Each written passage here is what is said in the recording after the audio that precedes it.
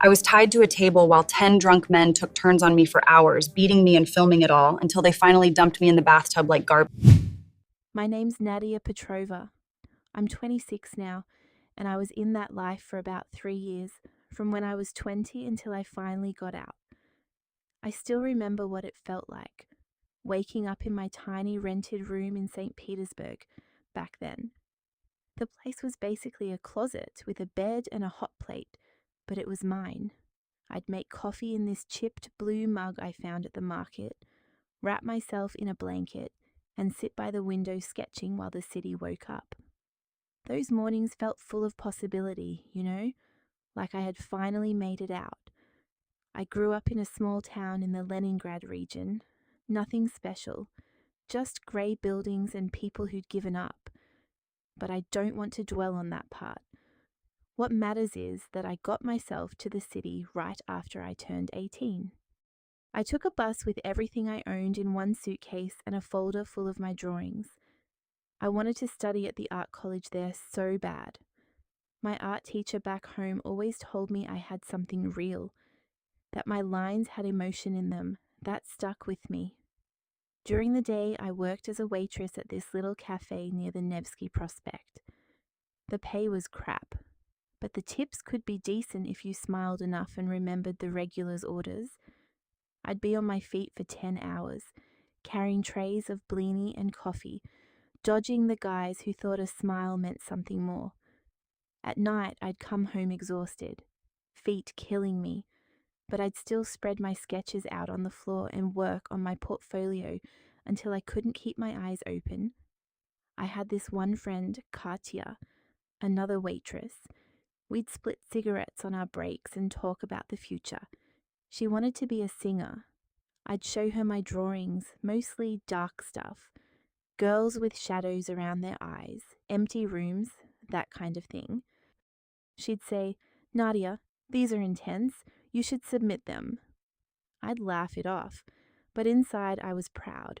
Those drawings were the only thing that still felt like me. Money was always tight. I'd count my tips at the end of every shift, trying to figure out how to stretch it for rent, food, and the supplies I needed for new pieces. Sometimes I'd skip meals just to buy better pencils or paper. I told myself it was temporary, that once I got into the art program, everything would click into place. I even practiced my entrance exam pieces late into the night, drawing by the light of my phone when the bulb burned out.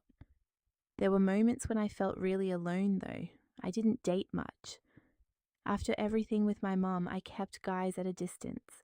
I'd see couples walking along the canals and feel this quiet ache, but I pushed it down. I had my plan. Get into school, build a career doing what I loved, never look back. I was so determined not to end up like the women I saw back home. Tired, used up, stuck. I tried to keep things normal. On my one day off, I'd walk around the city, sketch the bridges and old buildings, buy cheap flowers to make my room feel less empty. I'd listen to music on my headphones and imagine my first real exhibition someday. People stopping in front of my work, actually seeing me.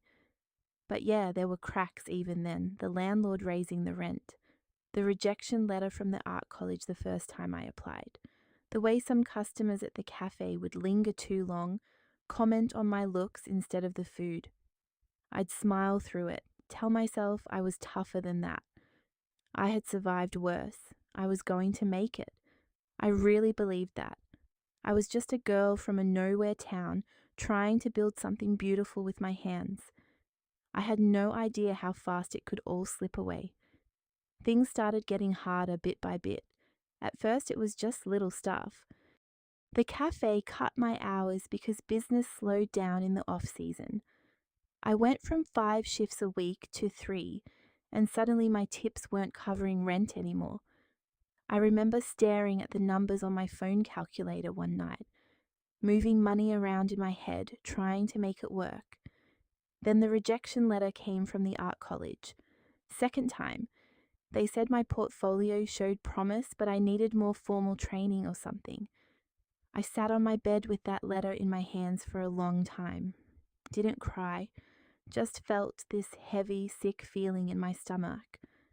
I told myself I'd try again next year, but deep down I knew I was falling behind. The landlord raised the rent, not by much, but enough that I started eating less. I'd buy the cheapest bread and eggs, skip dinner some nights.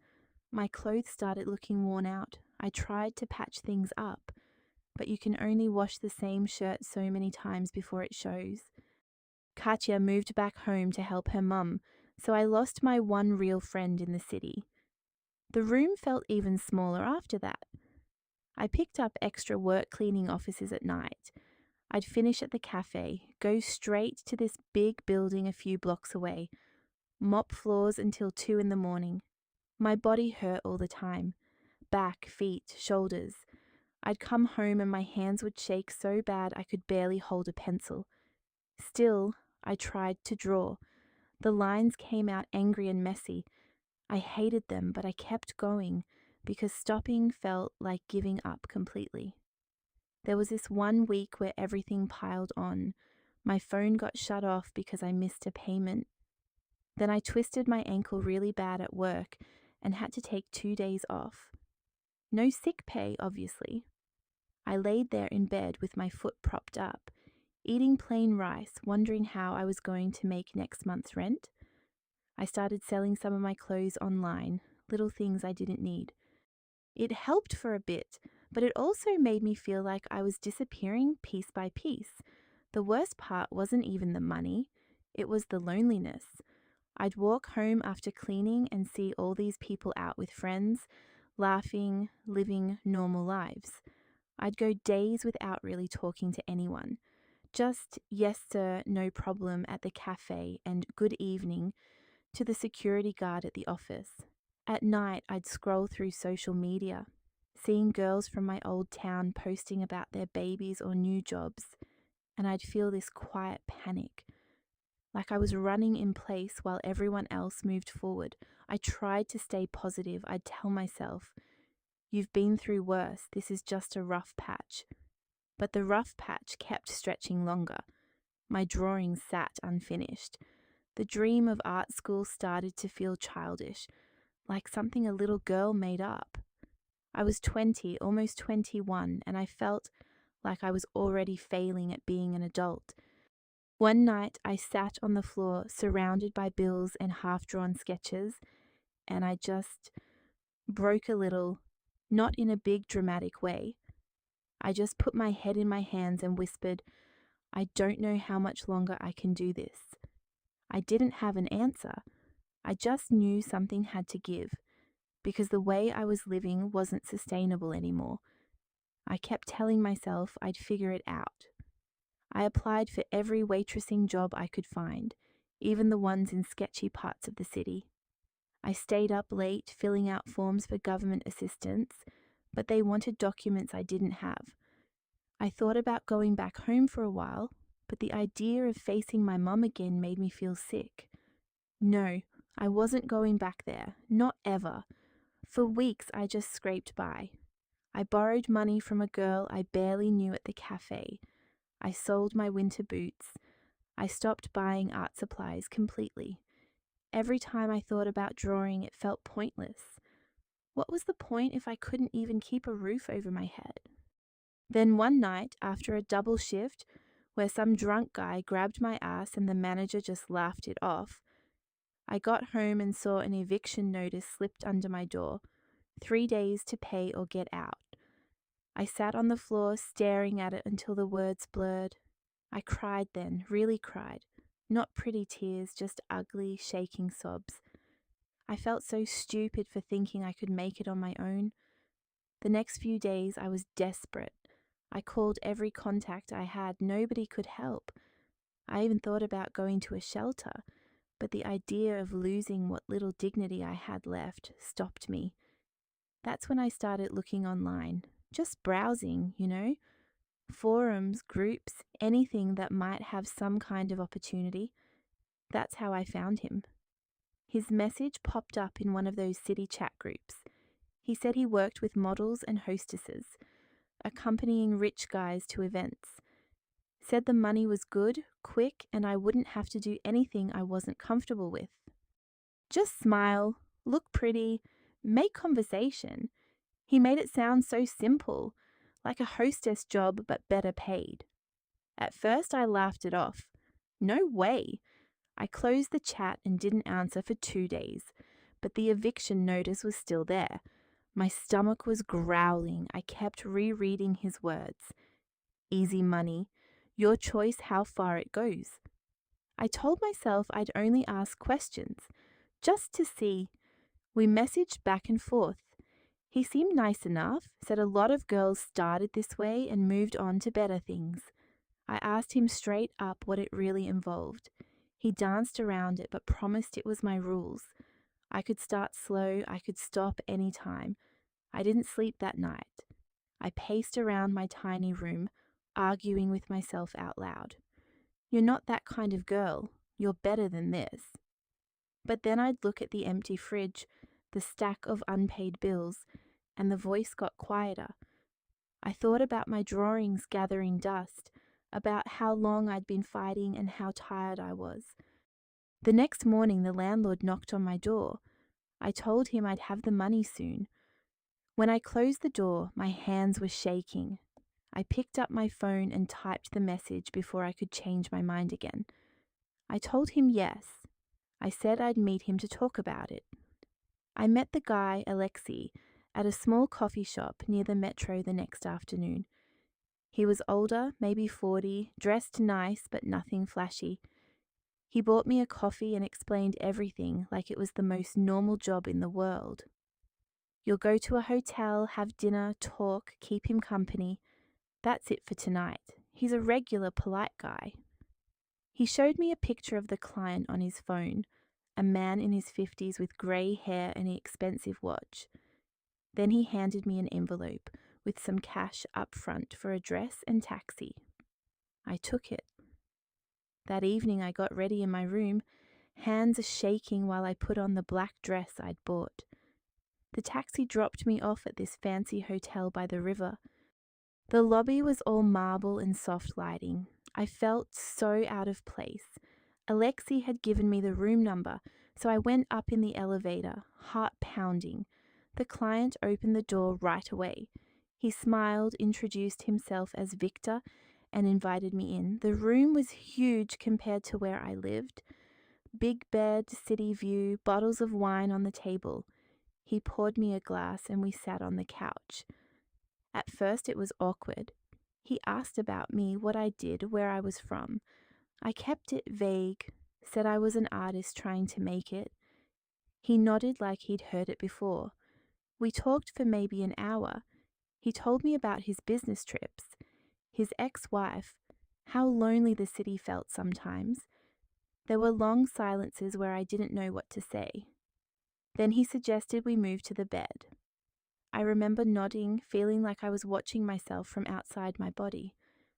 Afterward, everything felt quiet. He was polite, even thanked me. I got dressed while he took a shower. When he came out, he handed me the rest of the money in an envelope, cash, thick. More than I made in 2 weeks at the cafe. I put it in my bag and left the room as fast as I could without looking like I was running. The elevator ride down felt endless. In the lobby, the doorman smiled at me like I belonged there. Outside, it was cold. I took the taxi home like Alexei told me to. The whole ride, I stared out the window at the lights on the water, the envelope heavy in my lap. I didn't cry. I just felt different, like something important had shifted and I couldn't go back to who I was before that hotel room.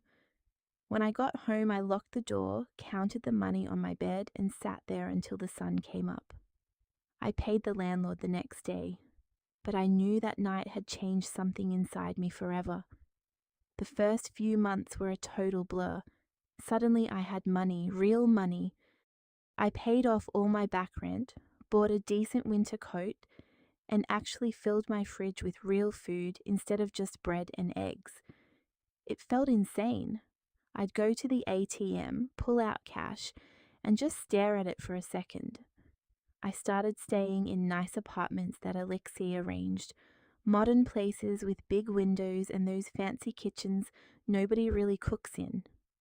One client took me to this rooftop restaurant where the bill was more than my old monthly rent. I sat there in a dress he bought me, eating food I couldn't even pronounce, watching the city lights. I remember thinking, holy shit, this is my life now. There were trips too. A guy flew me to Moscow for the weekend, business class. I'd never been on a plane before. The hotel had a spa and everything. He mostly wanted someone to listen while he complained about his partners.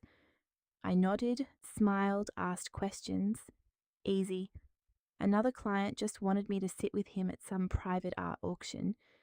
I watched millionaires bidding on paintings while drinking champagne. It was surreal. The gifts started coming. One man gave me a gold bracelet after a weekend in Sochi.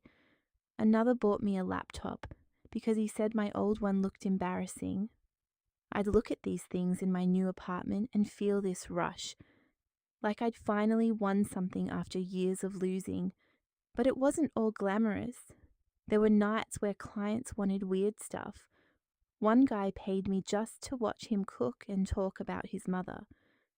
Another made me pretend to be his wife at a dinner with his colleagues. I sat there smiling while they talked about shady deals like it was nothing. I heard things, conversations about bribes, mistresses, offshore accounts. They'd say this stuff right in front of me like I was furniture. I crossed little lines without even noticing. At first I had rules. Then the rules got flexible. A dinner turned into staying the night. A night turned into traveling with them. I started dressing differently, talking differently. My old clothes went into a box. The girl who waited tables felt further and further away. One night I came home from a 5-star hotel, took off my makeup and looked at myself in the mirror. My new phone buzzed with a message from Alexi about the next client. I smiled a little. The fear was still there, but it was quieter now. The money was louder. The nice dinners, the respect, the feeling of finally being seen. It all made it easier to push the uncomfortable parts to the back of my mind. Pretty soon, the two lives stopped feeling separate. Waking up in luxury apartments started to feel normal. Counting cash after a long night started to feel normal. This new world wasn't scary anymore. It was just my life. The first year wasn't so bad. I told myself I was still in control.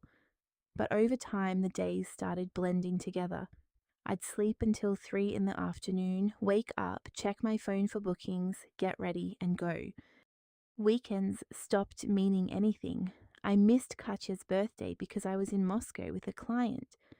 I made up some excuse about a family emergency. She stopped texting as much after that. Clients changed too. At first, most of them were just lonely businessmen who wanted company and conversation. But some started pushing.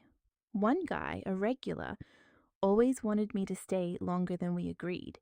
He'd add extra money and say, "Come on, what's another hour?" I learned to smile and find polite ways to leave.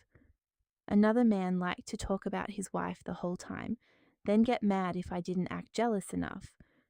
I got good at reading the room fast, figuring out in the first 5 minutes what kind of night it was going to be.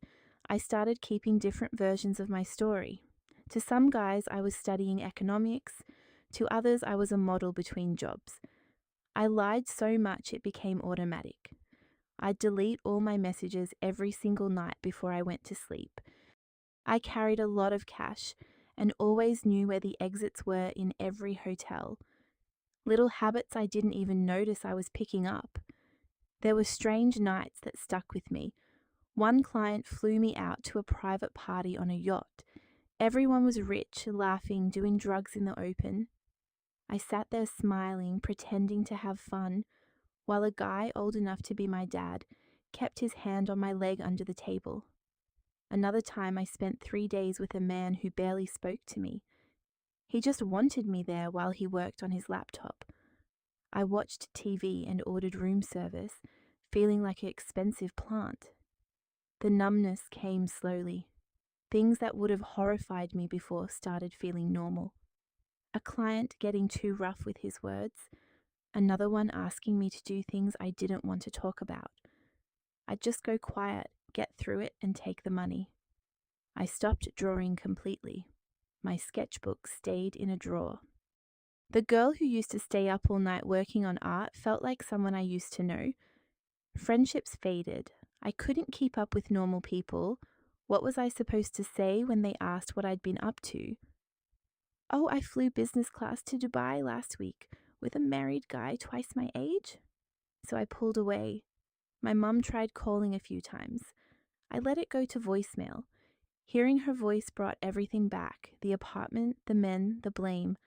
I couldn't deal with it. Holidays were the worst. New Year's I spent in a hotel suite, watching fireworks from the window while the client slept. My 23rd birthday I worked a long weekend in St. Petersburg with 3 different guys. I bought myself a cake from an expensive bakery and ate it alone in my apartment at 4 in the morning. I got really good at pretending, smiling on cue, laughing at jokes that weren't funny, acting interested in boring conversations about oil prices and politics.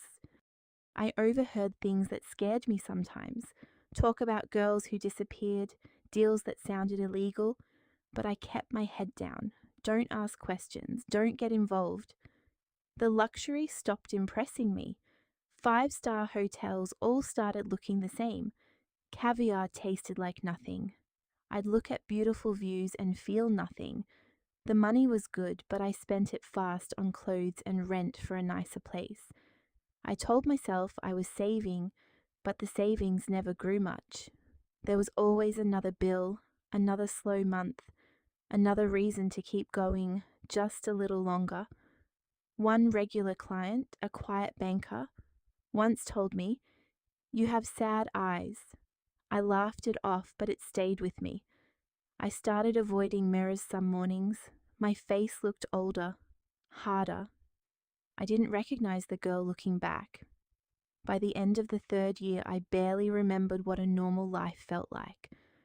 I'd wake up, check the schedule, go to the gym to stay in shape, get my hair done, and head out. It was just what I did. I didn't even flinch anymore when a new client wanted something weird. I'd just adjust, get through it, and go home. There was one quiet night I remember clearly. I was sitting in a beautiful apartment Alexei had arranged for me, counting a thick stack of cash on the kitchen counter. The city lights were shining outside the big windows. I should have felt something, relief, pride, regret. But I felt almost nothing, just tired. I put the money in an envelope, set my alarm for the next booking, and went to bed like it was any other night. This had become my normal. Alexei called me for what he said was a good booking, a private party for some businessmen. 10 guys, all regular clients, big spenders. He said it would be easy money, just dancing and keeping them happy. I'd done group stuff before, so I didn't think much of it. I got dressed, took the car they sent, and tried to push down the tired feeling I had. The apartment was in a nice building downtown. When I walked in, the music was loud and the air was thick with smoke and booze. There were 10 men ages 35 to 55, all in suits, but already messed up, eyes wild, laughing too loud, empty bottles everywhere, white powder on the table. I smiled like I was supposed to, but something felt off right away. They looked at me like I wasn't a person. At first they just wanted me to dance. Then they told me to take the dress off. I hesitated, but the mood in the room changed fast. One of them grabbed my arm, not hard, but firm. "Come on, don't be shy. We paid a lot for this." The others laughed. I tried to keep things light, but they weren't listening anymore. The energy shifted. They started passing me around. It got rough. They slapped me, pushed me, used me however they wanted. Someone was filming on his phone the whole time. When I couldn't stand anymore, they tied me to the table. I remember the wood against my back, the way their voices sounded far away and too close at the same time. It went on for hours. They kept drinking, doing more coke, treating me like I wasn't even there. At some point, they poured beer and other stuff on me, laughing. I stopped fighting.